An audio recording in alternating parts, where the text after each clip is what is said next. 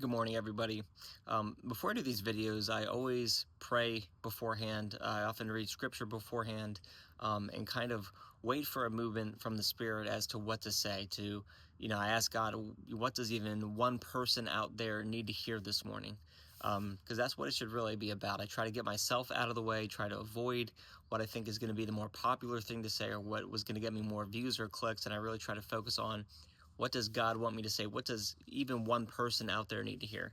And what kept coming up this morning was, what did Jesus consider the most important thing? One of the most important messages to give to people. And then I came across Matthew 22:37 through 38. And the teachers of the law were asking him, what is the greatest commandment? And Jesus replied in verse 37, love the Lord your God with all your heart, with all your soul, and with all your mind. This is the first and greatest commandment. And the second is like it, love your neighbor as yourself. So those two things, loving the Lord with all your heart and all your soul and all your mind. One thing about that is you have to know him.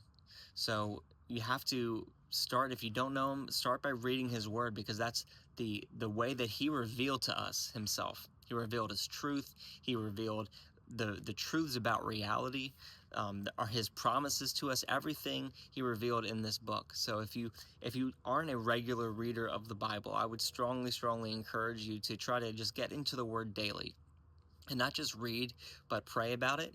Read it, study it, do Google searches about stuff. If you don't understand, get a study Bible. But in order to love someone, you have to know them first. So you want to make sure that you get to know God and pray.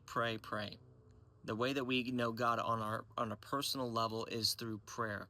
And when we speak to him and we take time in solitude to be with him and to listen to him, that's how we get to know him. And the second part is loving others as yourself. I have a pastor who once said, um, in order to love others as yourself, that means you also have to love yourself. Because if you're loving others as yourself and you are terrible at loving yourself, then you're going to be terrible at loving other people. So make sure that when you're loving others, you're loving yourself as well. And also keep in mind that the greatest love that there is God's love. And all love comes from God. So a lot of times when I'm praying in the morning, I I pray this prayer. I say, "Help me to love others the way that you love me." And I think that's a good prayer for all of us to have, is that we love others and love ourselves with a more perfect type of love, because his love is perfect. So hopefully that helps somebody today.